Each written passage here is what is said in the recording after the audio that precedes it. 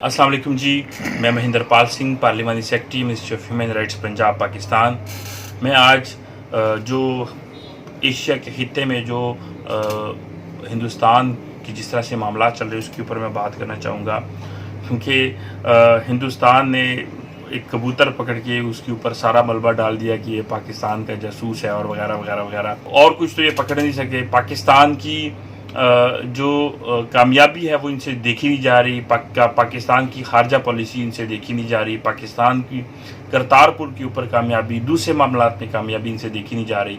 और हिंदुस्तान के अंदर ख़ुद ये फसादात करवा के कि जब आप मजहबी मामलात को छेड़ेंगे, जब आप दूसरे मज़ाहब के लोगों को जीने नहीं देंगे, जब अक़लियतों के साथ आप जुल्म करेंगे, जब आप कश्मीर में फ़ौजें भेज के जुल्म करेंगे तो उसका रिएक्शन आएगा।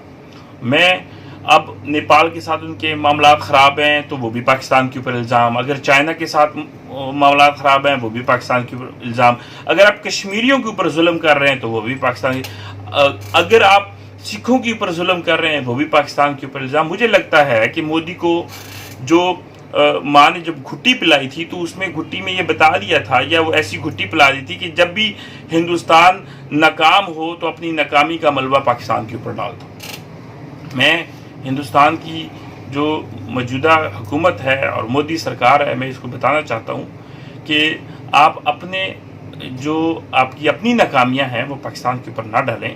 आपने अपने मुल्क में कोरोना के नाम पे मुसलमानों के साथ जुल्म किया, आपने CAA जो आपने एक बिल जो है वो पेश किया, आपने आइन में तरमीम की और कश्मीर की जो स्पेशल एक पोजीशन थी वो आपने ख़त्म करके आपने ज़्यादती की। आपने आज तक सिखों के जो कत्लेआम हुआ 84 से लेके अब तक, आज तक आप उसका एक ज़िम्मेदार को सज़ा नहीं दे सके।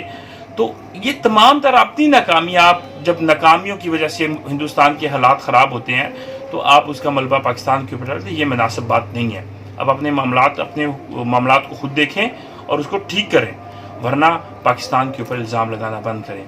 पाकिस्तान, आप जो एक ग्रेटर इंडिया की जो ख्वाब देख रहे हैं, इस चक्कर में आपके हिंदुस्तान के टोटे टोटे हो जाएंगे। मेरी गुजारिश है पाकिस्तान के ऊपर आप इल्ज़ामात लगाना बंद करें, वरना पाकिस्तान को जवाब देना आता है।